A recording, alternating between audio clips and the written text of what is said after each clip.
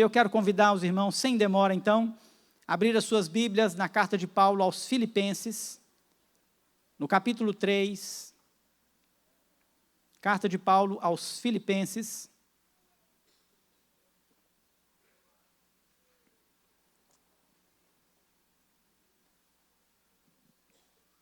capítulo 3,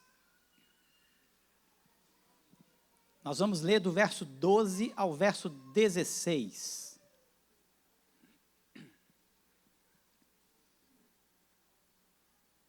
Carta de Paulo aos Filipenses, capítulo 3,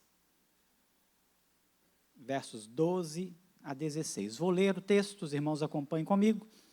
Logo depois mantenha a sua Bíblia aberta para que nós possamos acompanhar o texto e aprender as lições que o Senhor tem para o nosso coração através deste texto. O texto diz assim: não que eu tenha já recebido ou tenha já obtido a perfeição, mas prossigo para conquistar aquilo para o que também fui conquistado por Cristo Jesus. Irmãos, quanto a mim, não julgo havê-lo alcançado, mas uma coisa faço, esquecendo-me das coisas que para trás ficam e avançando para as que diante de mim estão, prossigo para o alvo, para o prêmio da soberana vocação de Deus em Cristo Jesus. Todos, pois, que somos perfeitos, tenhamos este sentimento, e se porventura pensais de outro modo, também isso Deus vos esclarecerá. Todavia, andemos de acordo com o que já alcançamos. Feche seus olhos mais uma vez, peço ao Senhor que fale o seu coração. Pai querido, a palavra do Senhor está posta, está diante de nós, ela é verdade, ela é viva, ela é eficaz, ela é imutável, e que a minha boca se cale, Deus, que o Espírito Santo do Senhor comunique as verdades do Evangelho do Senhor por meio da sua palavra ao coração da sua igreja. É a oração que te faço em nome de Jesus. Amém. Queria fazer duas perguntas para você, para que nós pudéssemos começar a compreensão daquilo que o Senhor tem a falar ao nosso coração. E a primeira é: você se considera um discípulo? Eu queria que você fizesse essa reflexão. E certamente, se você é uma pessoa que está ingressado em uma igreja, principalmente você que já professou a sua fé, já faz parte da comunhão, pode ser que você afirme e diga assim: sim, eu sou um discípulo de Jesus. E aí eu quero fazer então uma segunda pergunta. Você que é um discípulo de Jesus, você é um discipulador? Se a sua segunda resposta for, ainda não, não sei, pode ser que sim, você ainda está com um problema para resolver na primeira pergunta. Porque todos os discípulos de Jesus e todo discípulo de Jesus é aquele que o imita e que segue as suas ordens, aquele que se submete aos seus mandamentos. E a grande ordem de Jesus para a sua igreja é ir e fazer discípulos. Então, torno a te perguntar, para que você faça aí uma reflexão: você é um discipulador? Você tem feito discípulos? Ou você ainda está na fase do ser discipulado? Pode ser que isso aconteça, isso não é ruim. Pode ser que você ainda esteja aprendendo a caminhar na fé, caminhando ainda nos primeiros passos da fé, e isso é também muito importante. Nós estamos como igreja trabalhando e trazendo de volta, Igreja Presbiteriana Jequitibá, algo que é elementar na vida da igreja, e que se nós olharmos as últimas décadas, tem se perdido, quando o homem passou a buscar nas igrejas algo que preenche o seu querer, algo que preenche a sua satisfação, e deixou de fazer aquilo que verdadeiramente precisa ser feito como discípulos de Jesus. Uma vez que fomos alcançados pela fé salvadora, precisamos obedecer à ordem de Cristo e nos tornar discipuladores, seguir a ordem de Jesus para fazer discípulos. E talvez, se você já é alguém que já caminha na fé há algum tempo e ainda não conseguiu romper essa barreira de ser um discipulador, você ainda está na fase de discípulo e ainda, talvez como Paulo escreve à igreja de Corinto, ainda precisando de leite ainda, e não ainda alimento sólido, você precisa romper esse ponto da vida, e o texto que lemos nos ajuda a fazer isso. Esta carta, e eu quero trazer dentro do contexto aqui, para que nós possamos entender, porque estamos falando sobre discipulado, estamos querendo levar esta igreja ao seu compromisso real e verdadeiro, e tenho visto nas cartas de Paulo algo precioso a respeito do discipulado, porque Paulo é aquele que vem como apóstolo de Jesus fora do tempo, e vem cumprir a mesma ordem, a mesma demanda, e Paulo é um grande discipulador, Paulo é um grande plantador de igreja, e essa carta é uma das cartas mais lindas que Paulo escreve, ao meu ver.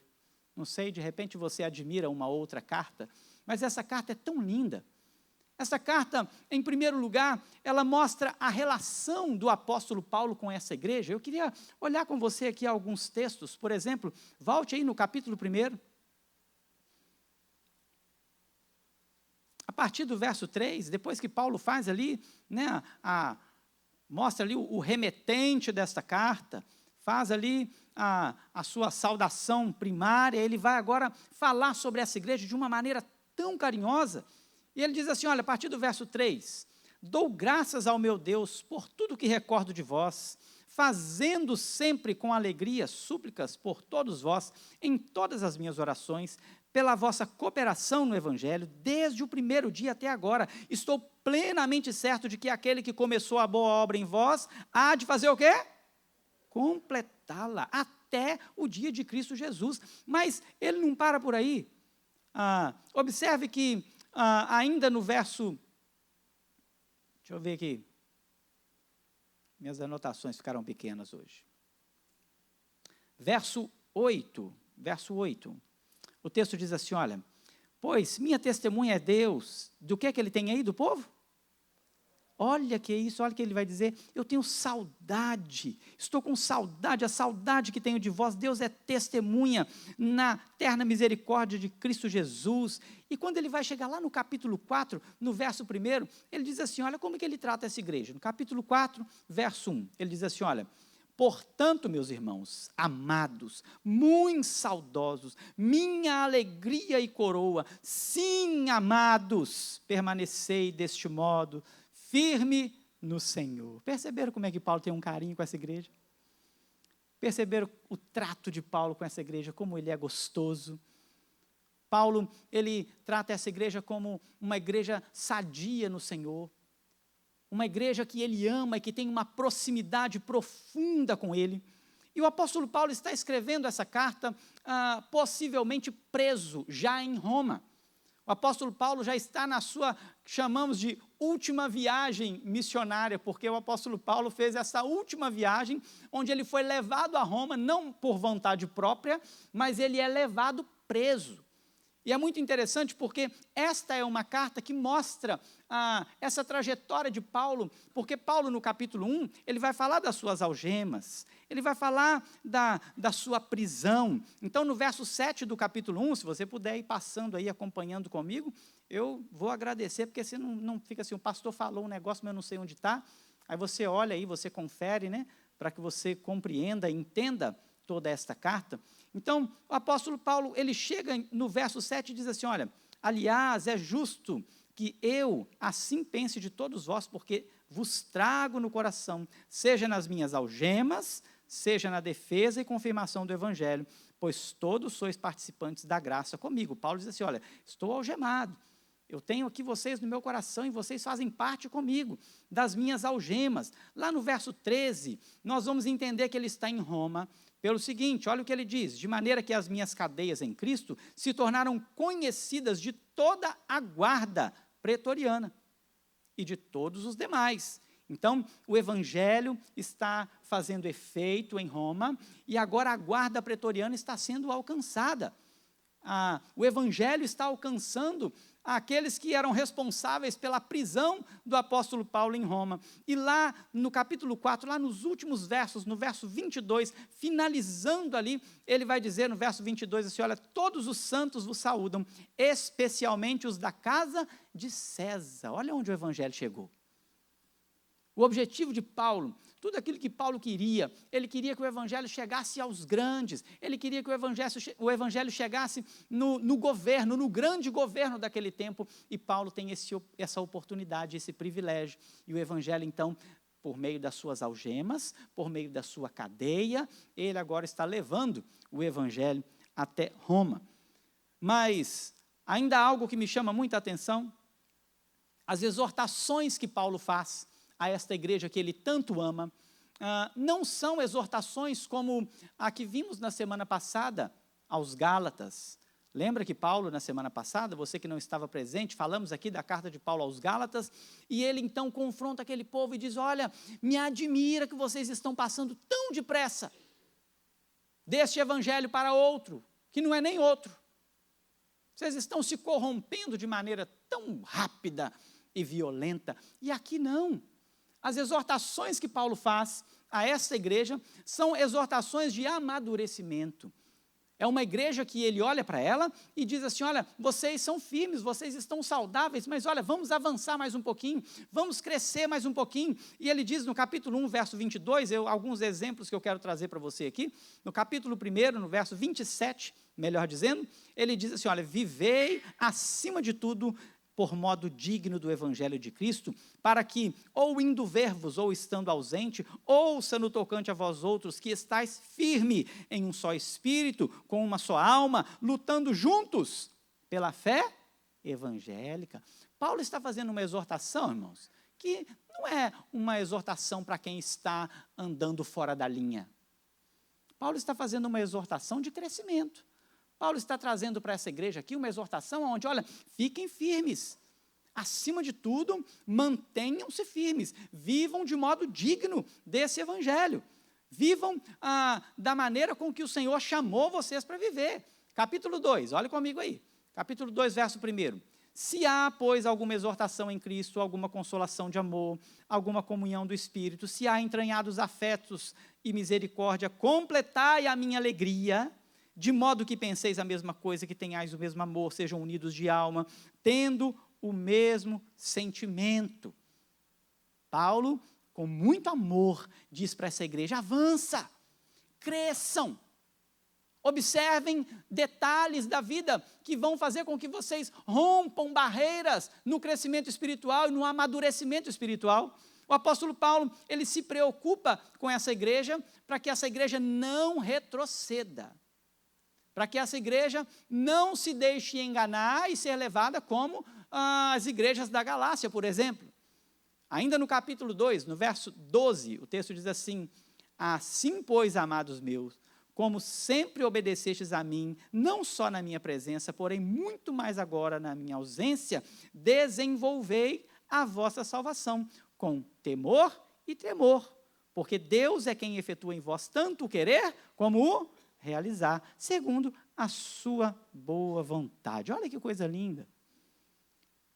Uma igreja que está sendo, na verdade, não exortada, mas motivada. Paulo amava tanto essa igreja e essa igreja retribuía esse amor. Porque esta igreja é a igreja que, nos capítulos finais, você vai ver Paulo dizendo assim, olha, vocês foram os únicos que contribuíram comigo. Havia uma relação de discípulo e discipulador. Havia uma relação de pastor e ovelha. Havia uma relação aqui de cuidados mútuo, aonde Paulo cuidava dessa igreja, mas essa igreja também cuidava de Paulo. Essa igreja era a igreja que o mantinha nas suas dificuldades. E Paulo diz assim, olha, vocês mandaram para mim, não foi só uma vez, vocês mandaram mais de uma vez, e tudo que vocês mandaram para mim foi o suficiente. Uma relação linda de Paulo com essa igreja. E Paulo também se preocupa com o pastoreio dessa igreja, a ponto de, capítulo 2, verso 19, você vê que Paulo está dizendo assim, olha, eu preciso mandar Timóteo aí. Eu vou mandar Timóteo aí para vocês. Então, espero, porém, no Senhor Jesus, mandar-vos Timóteo o mais breve possível, a fim de que eu me sinta animado também, tendo conhecimento da vossa situação. Então, eu vou mandar Timóteo para que Timóteo continue pastoreando aí, cuidando de vocês, e traga também notícias para mim a respeito de vocês. E, na continuidade, ele fala também de Epafrodito, um homem que estava junto com ele no ministério, e ele diz assim, eu também vou mandar Epafrodito, porque eu sei que vocês estão preocupados. Irmãos, é tão lindo isso. A igreja estava preocupada com Epafrodito, porque Epafrodito havia adoecido, e adoecido de maneira mortal. Ele teve alguma enfermidade a ponto de quase morrer, e Paulo diz assim, olha, mas ele já está bem, e agora eu vou mandar ele até vocês. Então receba esse homem e honrem esse homem, porque homens como Epafrodito é importante que vocês honrem. Paulo traz algo muito precioso, muito lindo na relação pastoral com essa igreja. O discipulado, o discípulo, o seu discipulador, essa ideia de Jesus sendo nosso mestre e nós sendo seus discípulos andando com ele, e agora nós transitamos isso aonde nós agora seremos os discipuladores, ensinando tudo aquilo que Cristo havia ensinado a nós. Isso é muito evidente nessa carta. A ponto de Paulo dizer, observe comigo, capítulo 3, verso 17, então aqui existem alguns pontos explícitos. Capítulo 3, verso 1, primeiramente o verso 1. O verso 1 diz assim, olha, quanto ao mais, irmãos meus, alegrai-vos no Senhor. A mim não me desgosta e é segurança para vós outros que eu escreva as mesmas coisas. Discípulo e discipulador têm uma ideia de manter e intensificar ensinamentos. E Paulo diz assim, eu estou ensinando a mesma coisa, e não me preocupa falar para vocês a mesma coisa, não me preocupa escrever e ser aquela pessoa, pastor, mas você só prega isso? Pastor, não tem outra mensagem, não? Aí conta-se a história de um pastor que assumiu uma igreja, e aí ele começou o primeiro domingo, pregou o primeiro sermão, e aí terminou, todo mundo embora, segundo sermão, ele pregou o mesmo sermão do domingo anterior, e aí a terceira semana ele pregou o mesmo sermão, na quarta semana alguém chamou ele e falou assim, ô pastor, o senhor não sabe outro sermão? E aí o pastor disse assim, quando vocês começarem a viver o primeiro sermão, eu vou passar para o segundo sermão. É como se Paulo estivesse dizendo a mesma coisa, olha, importa-me dizer a mesma coisa, eu vou dizer para vocês a mesma coisa, isso não tem problema, porque vocês precisam então conhecer isso, isso é importante para mim. Mas olha o verso 17, Paulo começa a manifestar isso, a ideia de uma imitação, algo mais forte, e isso está aqui nessa carta, e ele diz então, irmãos, sedes imitadores, imitadores de quem? Olha, sejam meus imitadores, Paulo está dizendo assim, me imitem, mas não imitem só a mim, ele diz assim, olha, e observai os que andam segundo o modelo que tendes em nós. Paulo começa a tratar de algo que é transmitido, que é passado de um para o outro. Paulo começa a falar de um evangelho que não está concentrado em uma só pessoa, e isso aí, o sistema que foi levado na Idade Média, na Idade das Trevas, rompeu isso, tirando o sacerdócio universal dos crentes, e dando isso a clero. Então, só o clero tinha acesso à palavra, só o clero tinha poder e acesso a Deus, só o clero, e para você chegar a Deus, você tinha que passar pelo clero. E Paulo vai dizer que é o contrário, porque Jesus não nos ensinou desse jeito e também nos ensinou o contrário. Paulo diz, sejam meus imitadores, imitem o que eu faço, imitem os santos, imitem aquelas pessoas que andam como nós. Mas olha o capítulo 4, verso 9, olha que interessante. E aqui ele vai dizer algo muito parecido com o que ele diz a Timóteo, e ele diz assim, olha, o que também aprendeste, e recebeste, e ouviste, e viste em mim, isso façam o quê? Pratiquem. Vocês viram em mim? Ouviram de mim? Perceberam algo em mim? Então, aquilo que eu transmiti, transmita. Quando Paulo vai escrever a Timóteo, ele vai dizer, olha, aquilo que aprendeste de mim, anuncie também a homens idôneos, para que eles transmitam a outros. O apóstolo Paulo traz essa mesma perspectiva para Timóteo, uma ideia de um evangelho que precisa ser transmitido de pessoa para pessoa. Um evangelho que não depende de clero. Um evangelho que não depende de poderes humanos para que esse evangelho então chegue a corações. Não, o evangelho de Jesus, ele é de pessoa para pessoa. Nós aprendemos com Cristo, ensinamos a outro, e este outro também ensina a outro a ser modelo de Cristo. Lembrem-se disso.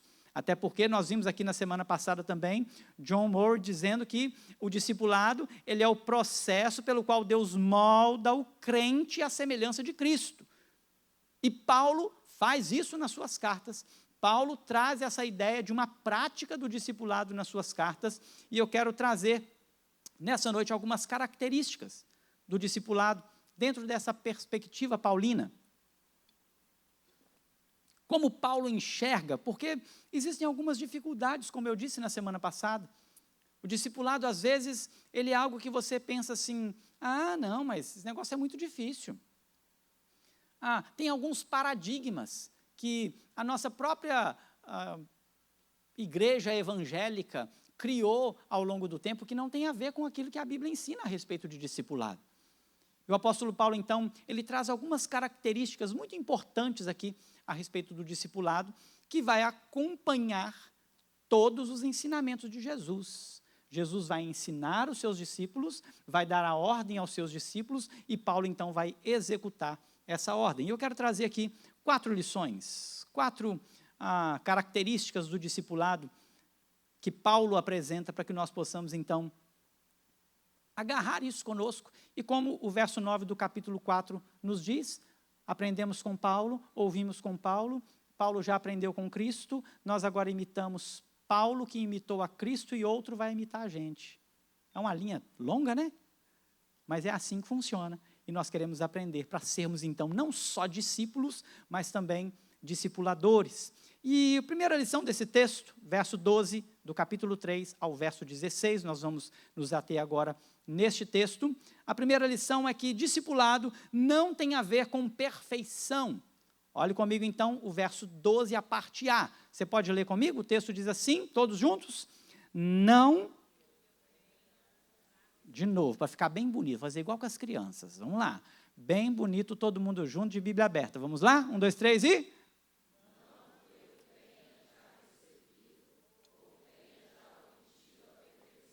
Pronto, até aqui. Paulo vai dizer, olha, eu não obtive a perfeição. Eu ainda não adquiri a perfeição. E o apóstolo Paulo está falando de algo muito importante para aqueles dias, porque um dos grandes problemas do primeiro século são os judaizantes. Paulo não se esqueceu disso. Paulo já está preso em Roma, irmãos. Paulo já está com a sua vida caminhando para o fim. Apesar de não saber ainda da sua morte, como ele escreve a Timóteo, e lá em Timóteo ele diz, Timóteo, minha sentença foi dada, então traz logo aí minha capa, traz uns livros, porque eu estou com sentença dada, mas eu ainda quero estudar mais um pouquinho. Olha como que Paulo era diante do Senhor. Ele ainda não sabia, é tanto que ele ainda diz aqui que ele pretendia ver os irmãos ainda, ele gostaria, o desejo dele ainda era ver os irmãos dessa igreja, mas o apóstolo Paulo, ele tinha um combate com os judaizantes, e ele traz algo para nós aqui no capítulo 3, do verso 2 em diante, algo que revela por que ele está dizendo isso. Olha, eu não alcancei perfeição ainda. Discipulado, ser discípulo de Jesus, ser um servo de Jesus, não tem a ver com perfeição. E ele vai dizer por quê que ele está tratando desse assunto desta forma. Olhe comigo, capítulo 3, a partir do verso 2, ele diz para essa igreja assim, olha, acautelai-vos dos cães, acautelai-vos dos maus obreiros, acautelai-vos dos da falsa circuncisão. Quem que é esse povo aqui? Os judaizantes. Se diziam crentes, convertidos a Jesus, mas diziam que o evangelho de Paulo não era suficiente, porque precisava ainda circuncidar. Isso ainda era uma briga, a ponto de ter que haver um concílio, que foi o concílio de Jerusalém, para tratar desse assunto na igreja primitiva, para acabar com esse movimento de uma vez por todas. Paulo tem uma questão aqui, mas Paulo vai dizer algo seguinte, ele diz assim, olha, verso 3, porque nós é que somos a circuncisão, Nós que adoramos a Deus no Espírito e nos gloriamos em Cristo Jesus e não confiamos em quem? Na carne. Nós não somos pessoas que agora vivem pelo legalismo. Legalismo é uma ação que pode me garantir salvação, porque nós não somos salvos pelas obras. Nós somos salvos pela fé, pela graça, mediante a fé. Isso não vem de nós, é um dom de Deus. E aí, verso 4, ele diz assim, olha, bem que eu poderia confiar também na carne. Olha o que ele traz à memória.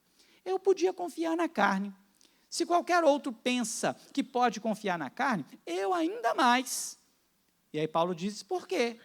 Quando Paulo olha para o que os judaizantes estão apresentando e querendo, ele diz assim, olha, eu fui um homem circuncidado ao 8º dia, da linhagem de Israel, da tribo de Benjamim, hebreu de hebreu, quanto à lei fariseu, quanto ao zelo perseguidor da igreja, quanto à justiça que há na lei, irrepreensível. Paulo disse assim, se houvesse algum mérito na carne, quem teria mais direito aqui nesse negócio? Sou eu, Paulo, um grande homem. E quando nós olhamos para o tempo de Paulo na lei, Paulo, antes de Cristo, estava ali como um excelente guardador da lei. Quando Cristo vem, quando Cristo então o alcança, Cristo mostra para Paulo, Paulo, já encerrou, tá bom? Acabou, já cumpri, está tudo certo. Então Paulo agora começa, e ele passa a ter, depois do seu encontro com Cristo, a visão da nova aliança. Então Paulo diz, olha, isso para mim não serve mais. E aí o que ele escreve no verso 8, olha aí comigo, verso 8, sim, deveras considero tudo como perda por causa da sublimidade do conhecimento de Cristo Jesus, meu Senhor, por amor do qual, o que aconteceu, irmãos? Perdi, e as considero como refúgio, para quê? Para ganhar a Cristo. Paulo, quando ele escreve assim, olha, eu não obtive a perfeição. Ô irmãos, se Paulo não obteve, hein? Quem somos nós, hein? Quando nós pensamos em obras, quando nós pensamos em alguém que doou a sua vida pelo Evangelho, quando nós pensamos em alguém que deixou tudo por amor a Cristo, quando nós pensamos em alguém que se abdicou de prazeres, quando nós pensamos em alguém que nessa mesma carta vai mostrar aqui as suas cadeias, as suas algemas, como nessa mesma carta ele vai dizer que passou por tribulações, por humilhação, ele também foi honrado, ele também foi sustentado, mas ele prefere, ou ele diz que tudo ele pode, porque ele já vivenciou todas as coisas, e ele pode então passar por todas as coisas no Senhor que fortalece. Esse homem não podia dizer assim, opa, eu sou perfeito. Perfeição. Mas Paulo vai dizer neste ponto, ele diz assim, olha, não que eu tenha já recebido ou tenha obtido a perfeição. A perfeição, ela não é o caráter do discipulado. Jesus, quando ele chama os seus discípulos, quando Jesus, vamos pensar em Pedro especificamente, quando nós olhamos para Pedro, Jesus está ali conversando com Pedro, e Pedro fala assim, eu não vou negar o Senhor de jeito nenhum. Jesus fala o que para ele? Ô Pedro, antes que o galo cante, você vai me negar 3 vezes, só para trazer aqui, ó, a sua real situação, Pedro. Jesus nunca apresentou para os seus discípulos perfeição. Porque nós somos homens caídos. Nós precisamos andar debaixo da cruz de Cristo. E ainda assim, como homens carnais, estamos sujeitos a quê? Ao erro, ao pecado. Por isso, aquele que pensa estar de pé, cuide para que não, cuidado, tá? Cuidado se você já bateu no peito e disse assim, não, eu sou perfeito, eu faço oração 5 vezes por dia, eu leio a Bíblia toda semana, eu sou a pessoa que eu não falto um culto. Cuidado. Porque você pode estar sendo legalista, e você pode estar pensando que há mérito na sua salvação. Paulo diz, não.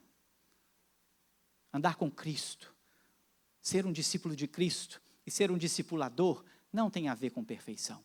E talvez esse seja um dos grandes desafios que fazem com que as pessoas deixem de ser discipuladores. Porque muitas vezes elas pensam que discipular alguém é pegar alguém e levar essa pessoa à perfeição. Quando ela começa a caminhar com essa pessoa, ela percebe que a pessoa passa ano, passa 2 anos, e a pessoa não tem aquilo que ela vislumbra como perfeição, o que ela faz? Ela desiste, ela larga para lá. Mas esse texto daqui a pouco vai mostrar algo muito precioso para a gente nessa caminhada, nessa maturidade. Então, o primeiro lugar que Paulo traz aqui é que o discipulado não tem a ver com perfeição. Mas ele tem a ver com o que então? Segunda lição desse texto, o discipulado tem a ver com alvo. Então, o apóstolo Paulo, a parte B do texto, ele vai então trazer uma resposta. Ele diz, não que eu já tenha obtido a perfeição, mas, então agora vem uma resposta. Mas prossigo para conquistar aquilo para o que também fui conquistado por Cristo Jesus. Irmãos, quanto a mim, não julgo havê-lo alcançado, mas uma coisa faço, esquecendo-me das coisas que para trás ficam, avançando para as que diante de mim estão, prossigo para onde? Para o alvo. Paulo aponta um alvo, e esse alvo é o prêmio da soberana vocação de Deus em Cristo Jesus. Vocação é o chamado de Deus para a salvação, tá? Vocação é o chamado eficaz, é aquele chamado que o homem não pode rejeitar. Uma vez que Deus o chama, ele responde a esse chamado. Então o apóstolo Paulo agora começa a dizer assim, olha, discipulado não tem a ver com perfeição, mas discipulado tem a ver com alvo.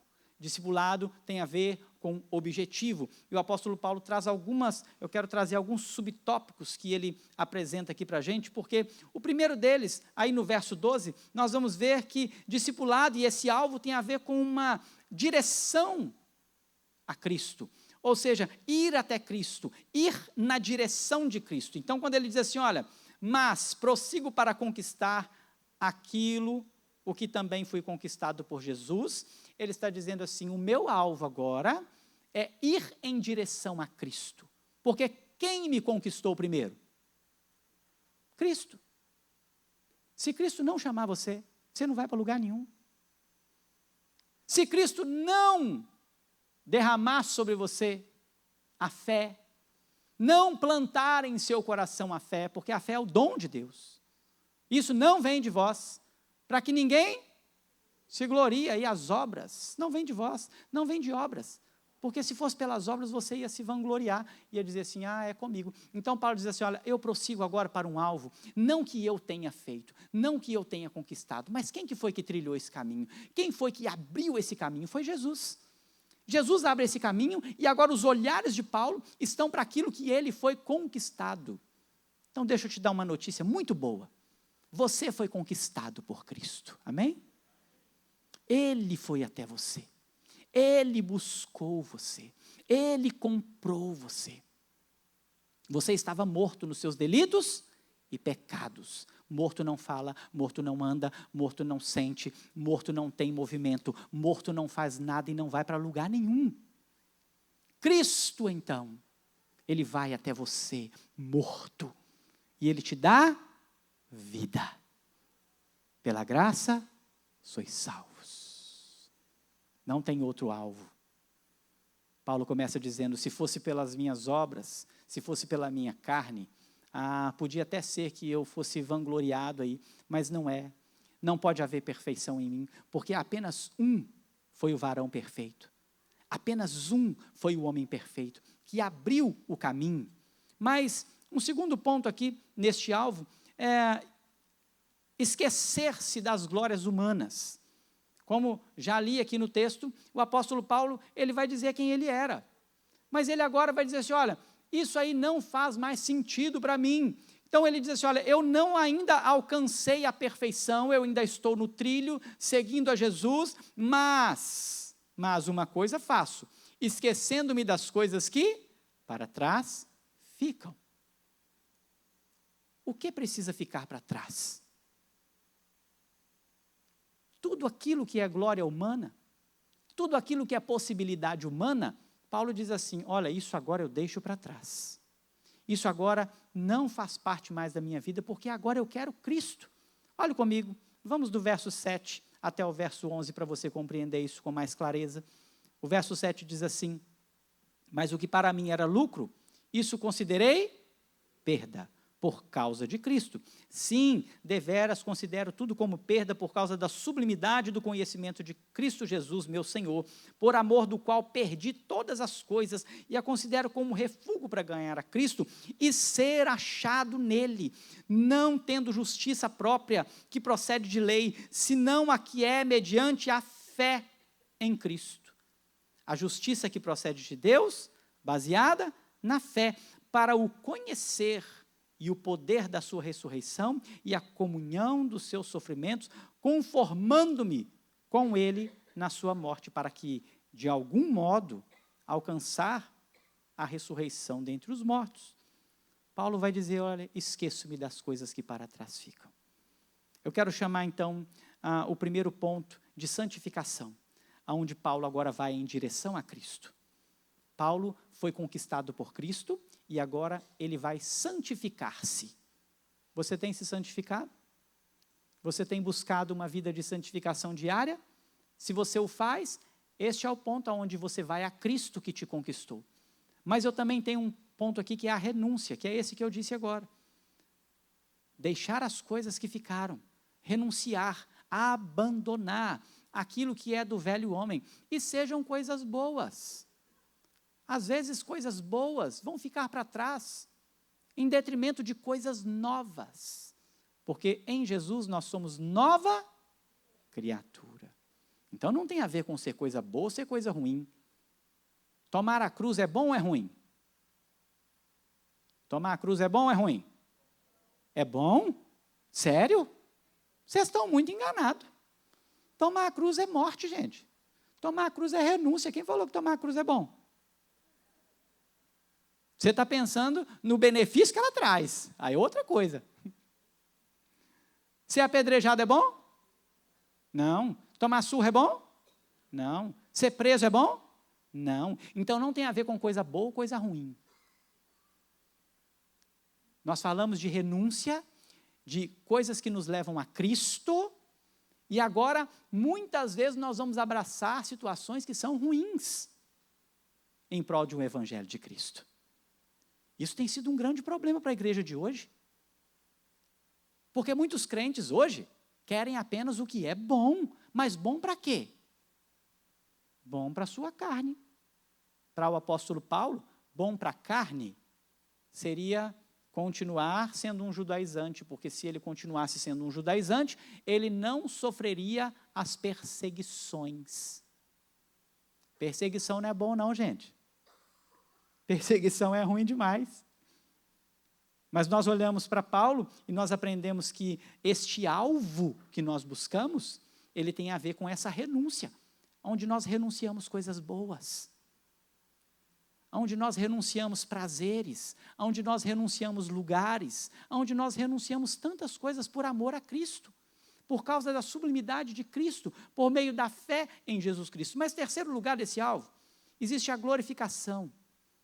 Porque Paulo então disse, olha, Cristo me alcançou, me conquistou, então agora eu vou seguir neste caminho.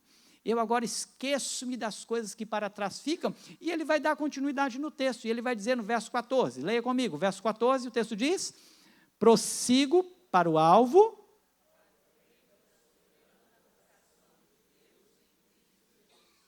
Paulo agora está de olho no prêmio. Paulo agora está de olho do que nós chamamos de glorificação. Eu esqueço-me das coisas que para trás ficam, eu agora avanço para as que diante de mim estão. O que é que está diante dele? O que é que está na frente dele? Qual é o alvo dele? Tem um prêmio. A glorificação. O prêmio da soberana vocação de Deus em Cristo Jesus, do chamado salvífico. O homem que agora foi salvo por meio da fé e que não precisa mais de obras da sua carne. Discipulado tem a ver com alvo. Discipulado tem a ver com uma caminhada onde você vai em direção a Jesus, onde você renuncia coisas boas, muitas vezes, e aonde você coloca os seus olhos em um prêmio. Quem quer ir para o céu? Todo mundo quer ir para o céu, né? Ninguém quer ir para o inferno, não? Tem um aí que quer ir para o inferno? Assim, eu quero ir para o inferno. Falei, tem ninguém quer ir para o inferno. Você pode perguntar o ímpio, mais depravado, mais podre do mundo. Você perguntar se ele quer ir para o inferno, você acha que ele vai falar que quer? Ninguém quer ir para o inferno. Eles podem não acreditar no inferno, é diferente. Pode não acreditar. Mas nós almejamos e vislumbramos, então, uma glória futura, uma glória vindoura, um lugar onde nós passaremos a eternidade na presença do Senhor. E isso não tem a ver com ruas de ouro e mar de cristal. O céu não tem a ver com isso. O céu, ele tem a ver com a presença de Jesus, o Deus Todo-Poderoso.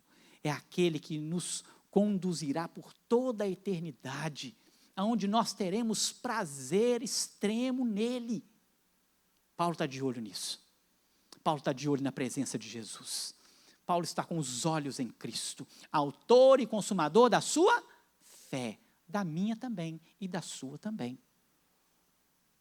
Então, isso não é algo que nós fazemos por mérito, então não há perfeição e você nunca vai conseguir ser perfeito.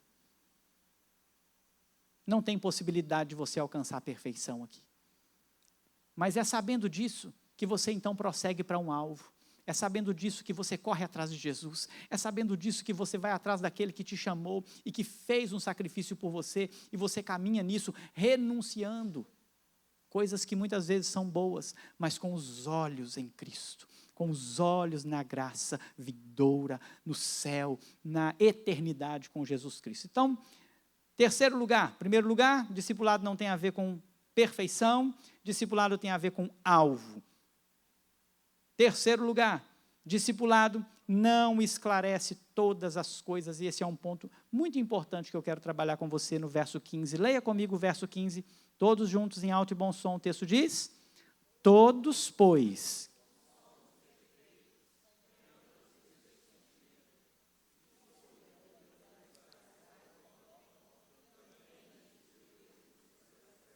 Ótimo.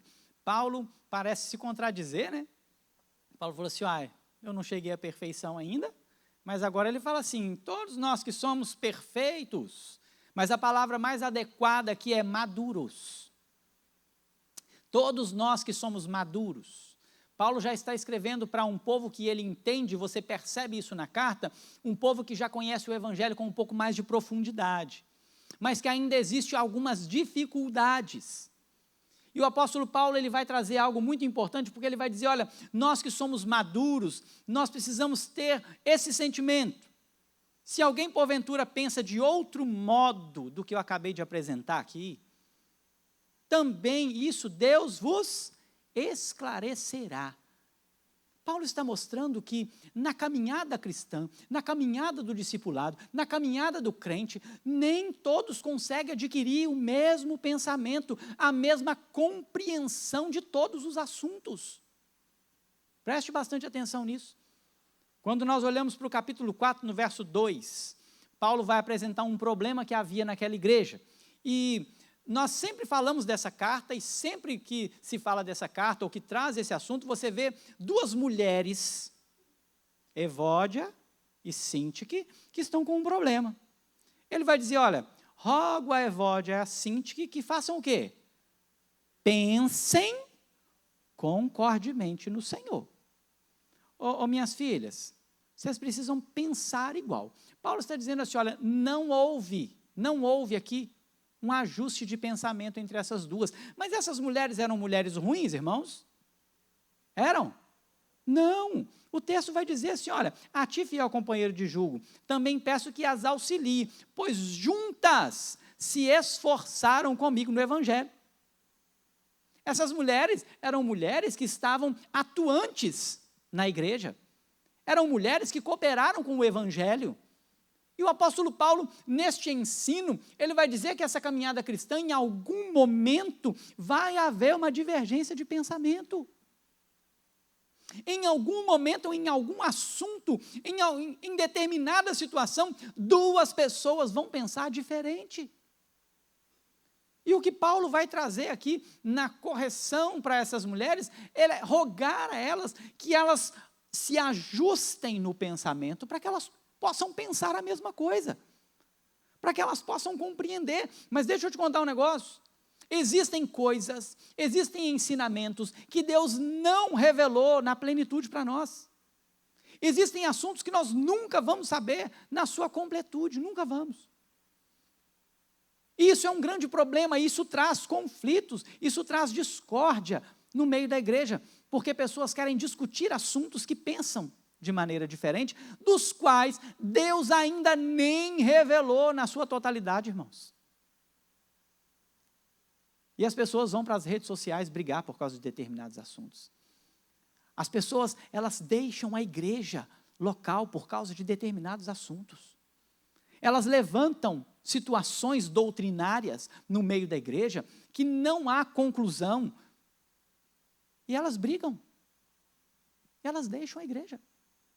Elas deixam a comunidade. E muitas vezes vão criar problema em outro lugar.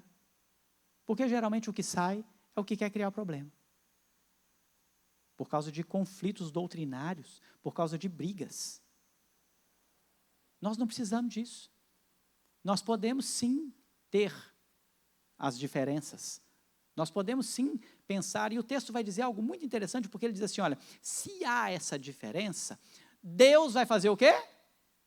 Esclarecer. O discipulado, ele não é algo que vai sanar todos os detalhes da doutrina bíblica, não vai. Não pense que discipulado é para resolver o problema da predestinação, que ele não é, irmão, não adianta não. Não pensa que você vai se reunir com o outro irmão e vai caminhar com ele e pronto, agora, e aí se esse irmão não entendeu o problema da predestinação, ele não é de Jesus, ele não é salvo, ele não precisa nem fazer parte dessa igreja. É assim que funciona? Não tem como. Não é assim que funciona. Existem coisas que Deus ainda não trouxe clareza, mas que Ele ainda vai trazer. Em tempo oportuno, na hora certa, o Senhor trará a clareza. Nós não precisamos brigar por causa disso. Nós precisamos parar de discutir coisa boba no meio da igreja, gente. Nós precisamos parar de ficar questionando doutrinas que ainda não foram esclarecidas a nós no meio da igreja. Porque aonde há a visão A, B ou C, o que nós fazemos? Nós somos presbiterianos, nós somos calvinistas, reformados, nós temos uma doutrina que nós prezamos. Então nós pegamos esta visão e caminhamos nela e não desfazemos daquilo que os outros pensam. Porque se nós trouxermos exclusividade para a salvação no meio presbiteriano, nós nos tornamos seita. Aí a gente passa a ser esse povo aqui, ó, maus obreiros, cães. O povo da falsa circuncisão. A gente não pode fazer isso, não. A gente precisa, com amor, trabalhar as pessoas para que, em tempo oportuno, elas, então, cheguem ao conhecimento daquilo que o Senhor tem a revelar, conforme a cada um. Então, além de o discipulado não trazer a clareza ou esclarecer todas as matérias, o último ponto que Paulo fala aqui, ele trabalha aqui com a gente, é que o discipulado, ele vai trabalhar com os diversos níveis de maturidade. Então, o texto completa dizendo o seguinte, lá no verso 16, todavia, andemos de acordo com o que já alcançamos. Paulo vai dizer que cada um está em um momento da vida, cada um está em um passo da sua caminhada, e cada um ande conforme aquilo que já alcançou. Existem pessoas mais maduras no meio da igreja local? Sim ou não? Existem pessoas menos maduras? Sim ou não? Sim. Ambos receberam a mesma coisa. O que eles receberam? O dom da fé, a graça, a salvação. Todos receberam. Isso não tem a ver com maturidade. Mas, quando agora você vai trabalhar no processo de santificação, quando agora você vai trabalhar na renúncia, quando agora você vai trabalhar na vida deste irmão, o alvo que ele está olhando, aquilo que ele está buscando no Senhor, agora você vai ter que caminhar com cada pessoa dentro da sua maturidade. Não se pode esperar de um crente de 50 anos o mesmo que você espera de um que chegou há 20 dias. Que acabou de abraçar a fé há 20 dias, que conheceu Jesus há 20 dias. Agora, pasmem, há crentes de 50 anos que nunca leram a Bíblia. Há crente de 1 ano que já leu a Bíblia toda. Pasmem. Olha onde nós chegamos aqui. Então, o amadurecimento também não tem a ver com o tempo que você tem de igreja. Amadurecimento tem com o tempo que você caminha com Cristo. Amadurecimento tem com o tempo que você conhece a Cristo e como você avança em prosseguir para esse alvo. E o discipulado leva a gente a fazer isso, a levar pessoas a buscar esse alvo. Paulo trata isso como um grande objetivo. As cartas de Paulo, e eu quero concluir por aqui, Paulo, ele aplicou o discipulado na sua vida. A ordem que Jesus deu de ir e fazer discípulo, Paulo ele vai dizer que ele recebeu do próprio Jesus as orientações. Nós não sabemos quando exatamente, se foi naquele tempo onde ele estava na casa de Judas, ainda cego, até que recuperasse a sua visão, mas o que nós sabemos é que Paulo recebeu do próprio Jesus todas as orientações que os discípulos receberam na caminhada com Jesus. Todas. Paulo agora tem o privilégio de aplicar isso na sua vida e na plantação das igrejas por onde ele passava. E o apóstolo Paulo, ele então começa a discipular essas igrejas, mesmo que à distância, quando ele escreve as suas cartas, ou quando ele retorna a essas cidades, algumas vezes quando isso é oportuno. Então o apóstolo Paulo, ele não só aplicou, mas ele também registrou, como nós vimos aqui. E ele mostra para a gente que nós também devemos ser discipuladores, uma vez que fomos alcançados por esse Jesus que nos chamou para uma graça preciosa. Uma vez que nos tornamos discípulos de Cristo, precisamos também ser discipuladores. E aí eu encerro, mais uma vez perguntando para você, você ainda é um discípulo? Ainda está no leite ainda? Independente do tempo que você tem de igreja, ou você já rompeu a barreira e você já está pronto para ser um discipulador? Não há mais tempo, irmãos. O tempo acabou. Nós, como igreja, precisamos acordar. Nós, como igreja, precisamos sair do nosso lugar. Nós, como igreja, precisamos sair do nosso conforto. Talvez você esteja pensando, como os judaizantes, e você esteja na sua cabeça dizendo assim, não, eu já sou crente, eu já professei a fé, eu participo da ceia, inclusive, pastor, eu vou todo primeiro domingo do mês na igreja porque tem ceia. E você toma a ceia para garantir sua salvação. E você acha que se você participar da ceia, você vai ser salvo. Nós estamos vivendo tempos difíceis onde a igreja precisa acordar que esse não é o objetivo da igreja. Que a igreja, quando se reúne, ela se reúne com um propósito. E o propósito dessa reunião, como li aqui em 2 Crônicas, no início desse culto, é adorar ao Senhor. É cantar louvores ao Senhor. É ter a manifestação de Deus no culto público. Onde nós, como igreja, nós então experimentamos da presença gloriosa de Jesus. E isso é bom ou não é bom, irmãos? É bom demais, irmão. Se você ainda é uma pessoa que vem na igreja forçado, coitado de você. Que dó. Porque o dia que você tiver na mente e na consciência o prazer e o desejo que é se reunir como igreja para adorar o Senhor, sua vida vai ser outra. Mas o que vai mudar ainda mais é quando você perceber que o cristianismo tem a ver com uma ordem. E essa ordem é para cada um de nós. Ela é para mim e para você. O medo, como eu já disse aqui em mensagens passadas, de muitas pessoas é, mas como que eu vou fazer isso? Ah, eu não sei pregar. Ah, eu não sei falar. Discipulado não tem a ver com pregação. Pregação, os pastores fazem aqui no púlpito, os presbíteros fazem aqui no púlpito. Ah, mas eu não sei dar aula. A aula o professor dá na escola dominical. Dá no estudo bíblico. E você não precisa saber. Você não precisa conhecer teologia. Você não precisa ir para o seminário fazer teologia. Você precisa ler a Bíblia. Você precisa conhecer Jesus, o Jesus das Escrituras. É muito comum você ver seminaristas terminando o curso sem ter lido a Bíblia toda. É muito comum. E aí, como essa pessoa vai ser ordenada ao pastoreio? Ela nunca leu a Bíblia toda. A ferramenta de instrução dela não foi conhecida na sua totalidade. Não conhecida, mas nunca foi lida. Ele não sabe nem como é que funciona. Nós, como crentes, Paulo mostra para a gente que perfeição não é o nosso objetivo. Nós somos pecadores, carentes da graça. Estamos passivos ao erro. O pecado, como um acidente, pode acontecer na nossa vida. Mas uma vez alcançados pela fé em Cristo Jesus, lavado e remido no sangue de Jesus, nós então temos arrependimento.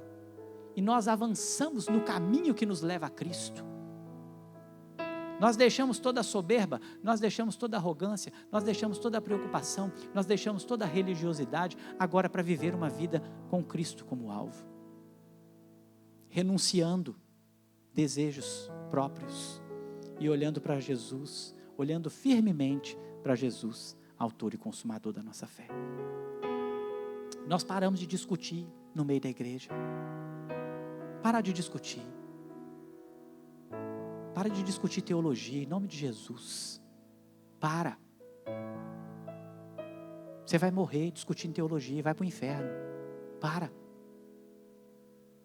Começa a ler a palavra e buscar o Senhor Jesus com integridade de coração. Está com dúvida teológica? Procure os pastores, procure os presbíteros. Vamos buscar instrução na teologia. E se o Senhor assim quiser trazer clareza para você, você vai ter. Se não, você não vai ter. E pronto, e acabou.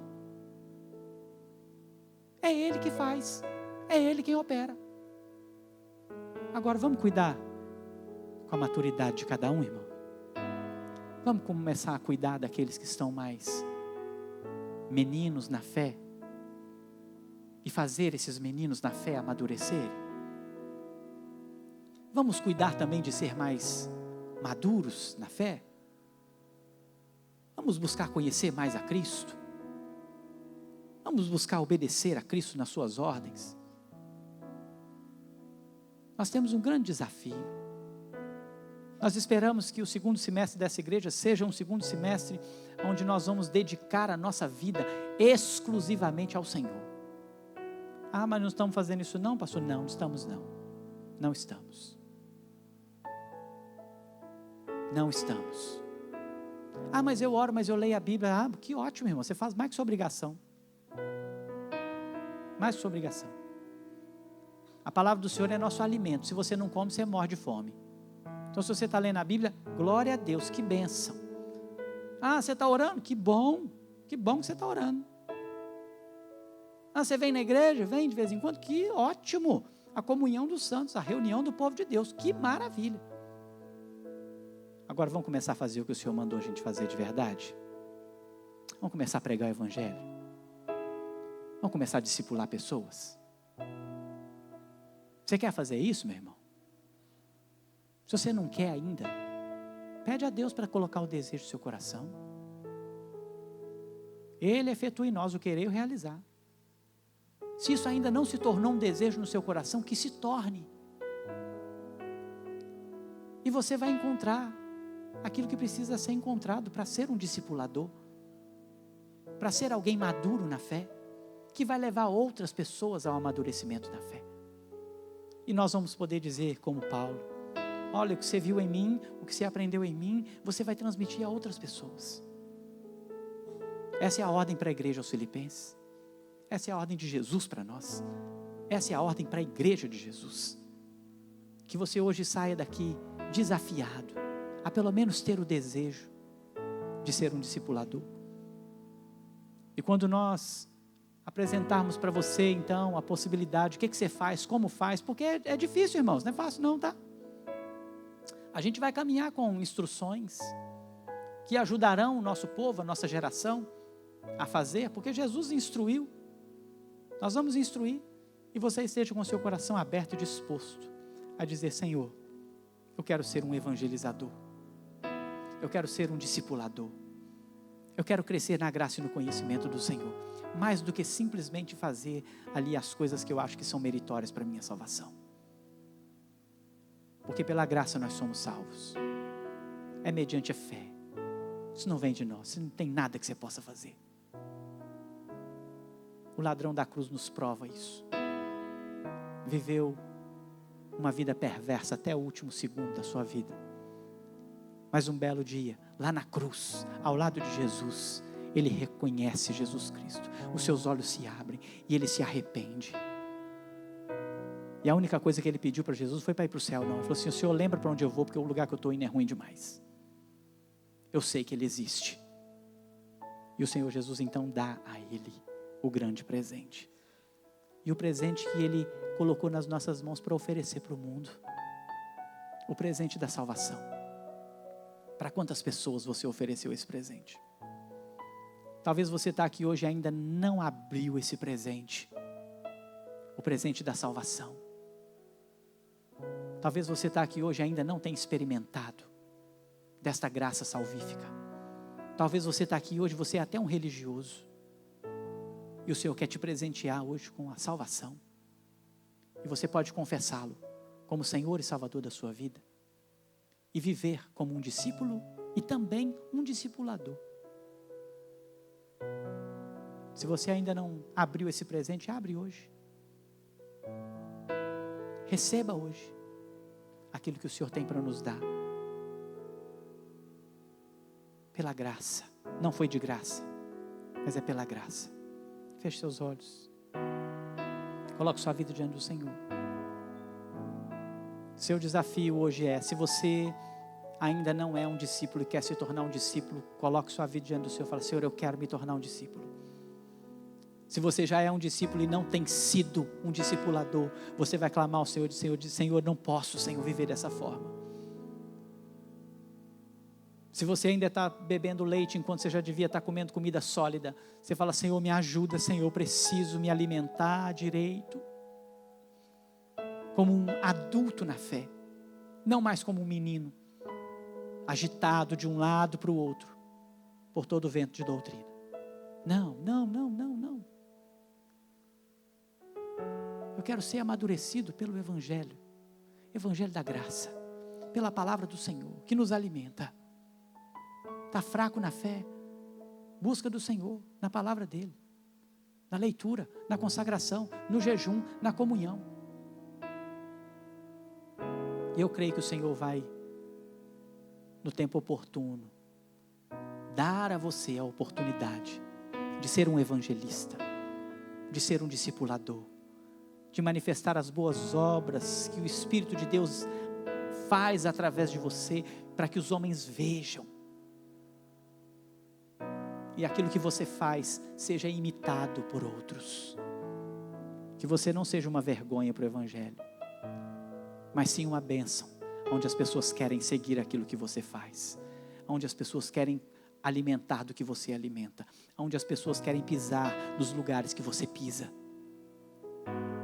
Esse é o Evangelho da graça. Pai, obrigado, Senhor, por essa noite tão maravilhosa, onde nós cantamos louvores a Ti, onde nós adoramos o Seu nome, experimentamos da presença real do Senhor e a voz do Senhor por meio da Sua palavra. Nós queremos ser discípulos, mas também discipuladores. Nós queremos levar esse Evangelho para que se cumpra a Sua palavra, onde o Senhor diz em Mateus 24 que o Evangelho será pregado em todo o mundo e então virá o fim.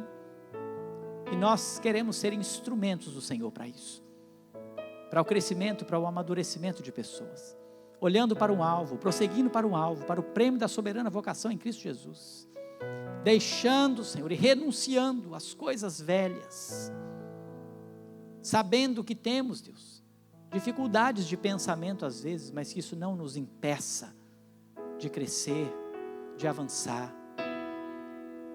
sabendo lidar com cada pessoa no seu tempo, na sua maturidade, naquilo que já alcançou do Senhor, para que possamos todos avançar, todos crescer, todos cumprir aquilo que o Senhor Jesus tem ordenado. Que se há alguém aqui hoje, Senhor, entregando a sua vida para o Senhor, se há alguém aqui hoje que está respondendo ao Senhor, dizendo: Senhor, eu quero, alcança essa alma hoje, alcança essa vida hoje, para que receba do Senhor a salvação, e seja um discípulo, e na sua caminhada alcance a maturidade, como aquilo que nós buscamos hoje, Senhor. Peço que nos leve em paz, que nos conduza a uma semana poderosa na sua presença, guardado pelo poder do teu Santo Espírito, que possamos crescer sempre, na graça e no conhecimento, e em obediência ao seu chamado, a esta vocação, em nome do Senhor Jesus que te oro e te agradeço. Amém.